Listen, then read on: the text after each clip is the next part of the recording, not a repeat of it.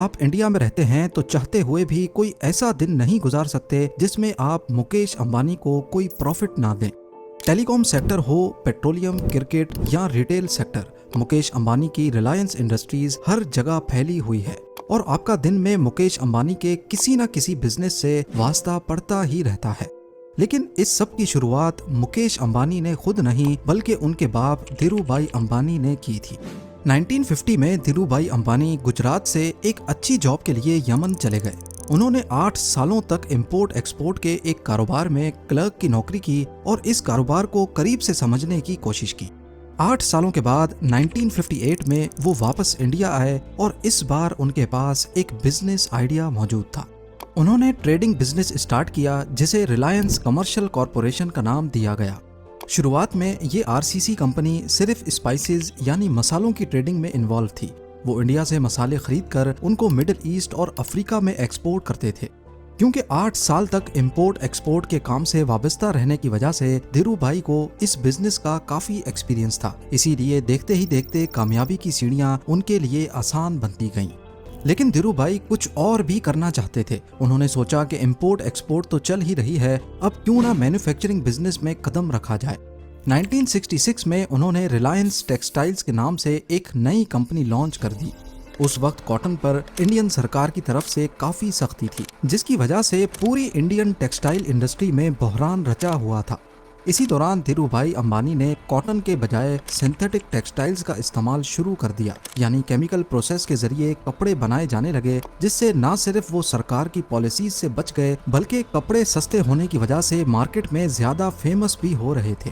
धीरे धीरे रिलायंस इंडस्ट्रीज बढ़ती गई, बड़े बड़े इन्वेस्टर्स और आम पब्लिक भी इसमें इन्वेस्ट करने लगी। रिलायंस इंडस्ट्री इतनी कामयाबी हासिल कर चुकी थी कि 1987 में क्रिकेट वर्ल्ड कप का टाइटल स्पॉन्सर भी रिलायंस के पास ही था। अब यहाँ पर एक चैलेंज ये था कि धीरूभाई अंबानी को टेक्सटाइल इंडस्ट्री चलाने के लिए पेट्रोकेमिकल्स दूसरी इंडस्ट्रीज से खरीदने पड़ते थे, इसीलिए उन्होंने अपना पेट्रोकेमिकल बिजनेस स्टार्ट करने का इरादा कर लिया। इस तरह रिलायंस पेट्रोलियम इंडस्ट्री में भी उन्होंने कदम जमा लिए। 1986 में जब धीरूभाई अंबानी बीमार हुए तो उनके दोनों बेटे अनिल और मुकेश अंबानी बिजनेस में उनकी हेल्प करने लगे और जब तक धीरूभाई अंबानी जिंदा रहे दोनों बेटे उनके नीचे मिलकर काम करते थे। मगर 2002 में जब धीरूभाई की मौत हुई तो एक नया डिस्प्यूट सामने आ गया। अपनी मौत से पहले धीरूभाई अंबानी ने अपनी जायदाद की तकसीम यानी उसकी डिवीजन के बारे में कुछ नहीं बताया था, तो अब उनके जाने के बाद रिलायंस इंडस्ट्रीज का कंट्रोल कौन संभालेगा। इसी सिलसिले में रिलायंस के बोर्ड ऑफ गवर्नर्स की मीटिंग कॉल की गई और उसमें फैसला हुआ कि ज्यादा कंट्रोल मुकेश अंबानी को दिया जाएगा और यहीं से दोनों भाइयों के दरमियान दरार पड़ गई। दोनों भाई आपस में लड़ने लगे और एक दूसरे से बातचीत खत्म कर दी। लेकिन उनकी माँ से ये सब ना देखा गया और उन्होंने फैसला किया कि दोनों भाई बिजनेस को आधा आधा डिवाइड कर लें और अपना अपना काम करें। इस तरह 2005 में रिलायंस इंडस्ट्रीज को 2 भाइयों में डिवाइड कर दिया गया। रिलायंस ऑयल, गैस, पेट्रोकेमिकल और मैन्युफैक्चरिंग मुकेश अंबानी के हिस्से में आए और रिलायंस एनर्जी, टेलीकॉम और रिलायंस कैपिटल अनिल अंबानी को मिले।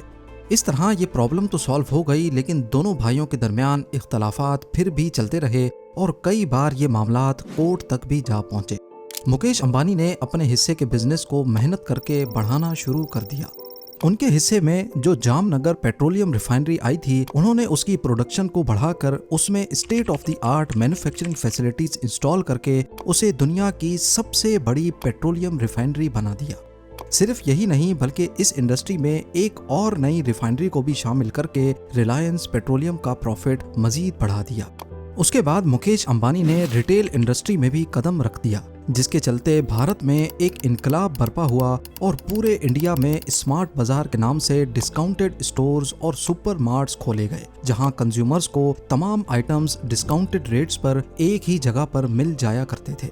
2008 में जब क्रिकेट की सबसे बड़ी लीग इंडियन प्रीमियर लीग का आगाज हुआ तो मुकेश अंबानी इसमें भी कूद पड़े।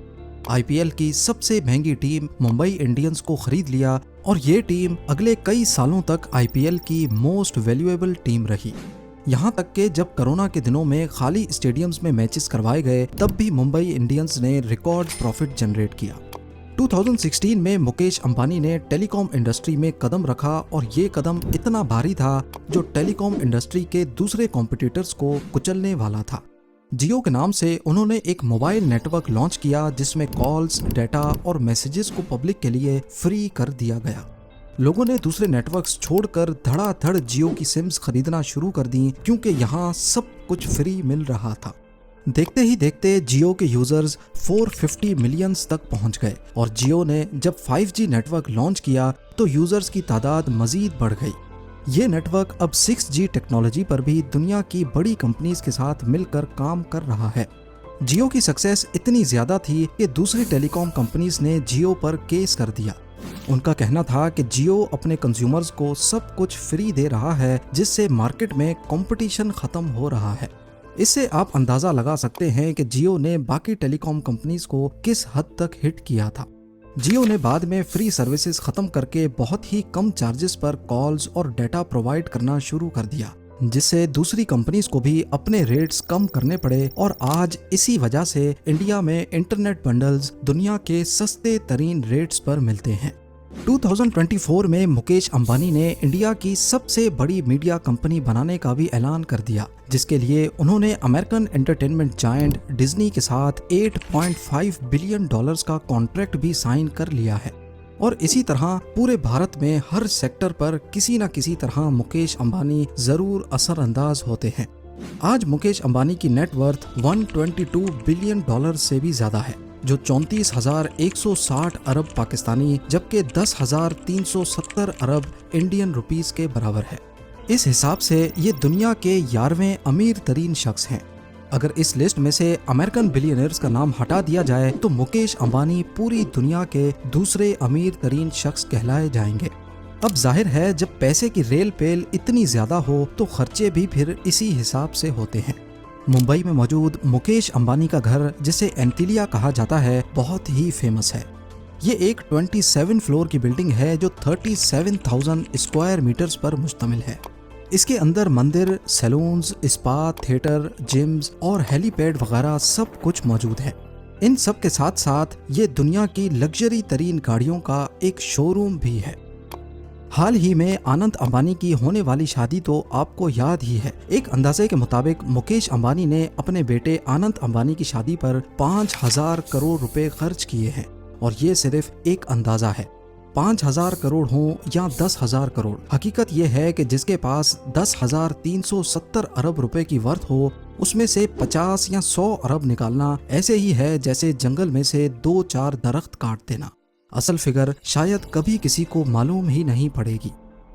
एक तरफ मुकेश अंबानी के पास तो पैसे की कोई कमी नहीं, लेकिन दूसरी तरफ इनके छोटे भाई अनिल अंबानी हैं, जिनको वालिद की जायदाद का आधा हिस्सा ही मिला, लेकिन आज उनका दिवालिया निकला हुआ है।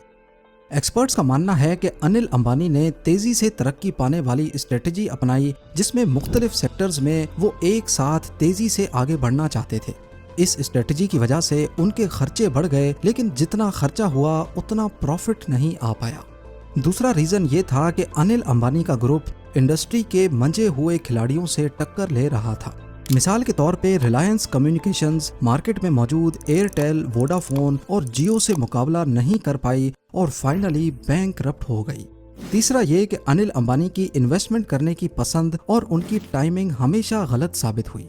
और सबसे बढ़कर अनिल अंबानी के ग्रुप ने खुद को डाइवर्स नहीं किया, यानी इस ग्रुप की ज्यादा आमदनी हाई रिस्क वाले सेक्टर से जुड़ी थी, जैसा कि इंफ्रास्ट्रक्चर और टेलीकम्युनिकेशंस।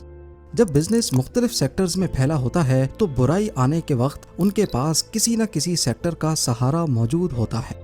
इन सब मामलात के साथ साथ अनिल अंबानी मुख्तलिफ लीगल मसलों में भी फंसे रहे। रिलायंस कम्युनिकेशंस ने एरिक्सन कंपनी के कुछ पैसे वापस करने थे और ये मामला मुंबई कोर्ट तक आ पहुंचा।